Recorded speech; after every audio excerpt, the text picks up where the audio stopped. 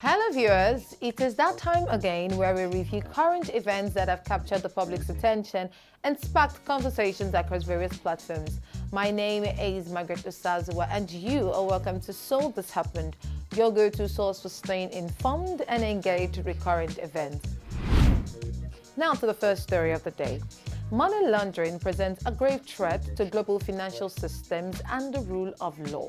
And the recent detention of former Minister of Aviation Hadi Sirika by the Economic and Financial Crimes Commission (EFCC) for suspected money laundering activities totaling a staggering 8,069,176,864 naira underscores the severity of the issue. The investigation, which encompasses the controversial Nigerian air project, has sparked widespread public concern, and despite the reluctance of EFCC insiders to speak publicly, revelations have emerged regarding Sirika's intensive interrogation concerning his involvement in the contentious project. Furthermore, the EFCC's findings point to alarming evidence of fraudulent contracts awarded by the Aviation Ministry under Sirika's leadership, some of which benefited his own family members, including his younger brother, Abubakar Sirika. The detention of Sirika at the EFCC's Federal Capital Territory Command highlights the gravity of the situation. Now, as the EFCC persists in its pursuit of justice, critical questions arise. How deep-rooted is corruption within the Aviation Ministry? What reforms are imperative to prevent future abuses of power? And what implications does the EFCC's unwavering commitment to accountability hold for the broader anti-corruption campaign in Nigeria? The EFCC's resolute stance against corruption, exemplified by its meticulous investigation into Sirika's alleged wrongdoing, underscores its dedication to upholding the rule of law.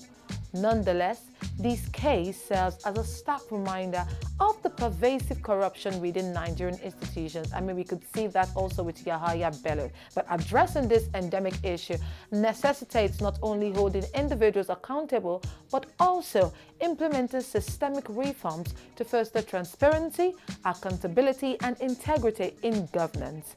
The EFCC's pursuit of accountability is crucial in the fight against corruption, but lasting change requires a comprehensive approach to tackle the root cause of corruption in Nigeria.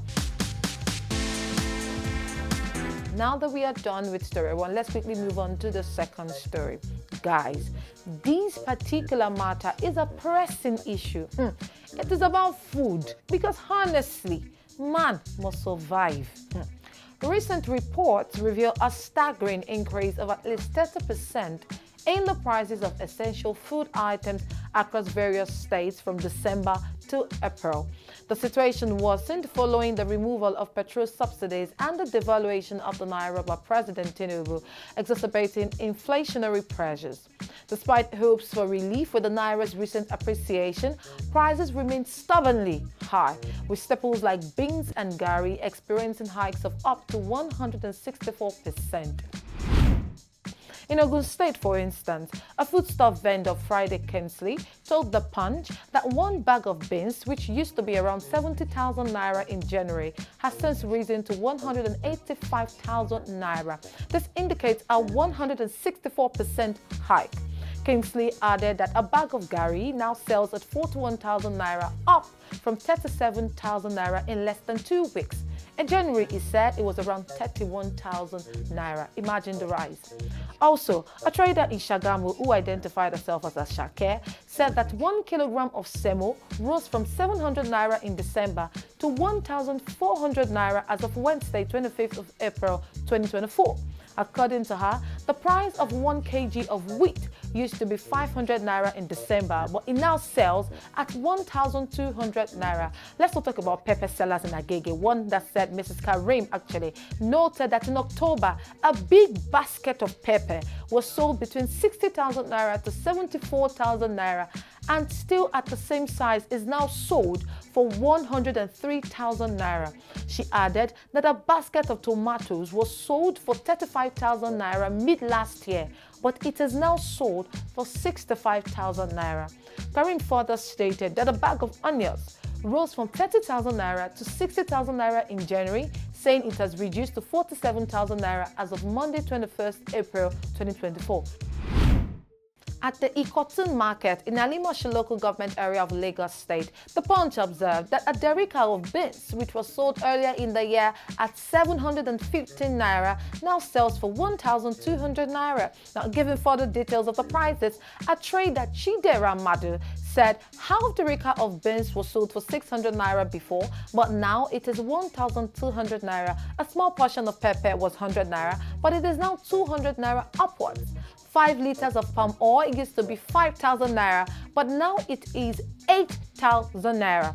One medium loaf of bread was sold for 850 naira in December, but it is now 1,300 naira. She lamented that despite the drop in the value of the naira against the dollar, the prices of daily consumables remained high. And the list is endless in different states, I tell you. I mean, in some places, bread is sold for 1,700. Now, the question looms large. What exactly is driving this inflationary spiral, and how can we address it? Families are struggling to afford basic necessities, and the most vulnerable segments of society are hit the hardest. If left unchecked, this trend threatens to deepen food insecurity and widen the gap between the rich and the poor. Urgent measures must be taken to address this pressing issue, because only through concerted action can Nigeria avert a full-blown food crisis and ensure the well-being of its citizens. As we wrap up the show, we are back with another corruption story, and this might interest you. That the latest development in the ongoing saga involving Godwin Emefiele, a former governor of the Central Bank of Nigeria, paints a grim picture of corruption and abuse of power. Among the allegations, the EFCC claims Emefiele approved the printing of 684,590,000 naira at the rate of 18.96 billion naira, violating laws during the naira swap policy implementation under former President Major General Muhammadu Buhari's administration. In a charge sheet cited by The Punch, EFCC alleged that Emefiele broke the law with intent to harm the public during his implementation of the Naira swap policy after administration of former President Major General Muhammadu Buhari retired. Additionally, he is accused of unlawfully approving the withdrawal of 124.8 billion naira from the Consolidated Revenue Fund of the Federation. Now, you would recall that Emefiele was on November 18, 2023, arraigned before the court on 6 counts of procurement fraud in what is the most high-profile corruption case under President Bola Ahmed Tinubu. He was also accused of abusing his office by approving a contract for the acquisition of 43 vehicles totaling 1.2 billion naira from 2018 to 2020. You see, when individuals, entrusted with public office, prioritize personal gain over the welfare of the people they serve, the very foundation of democracy is undermined.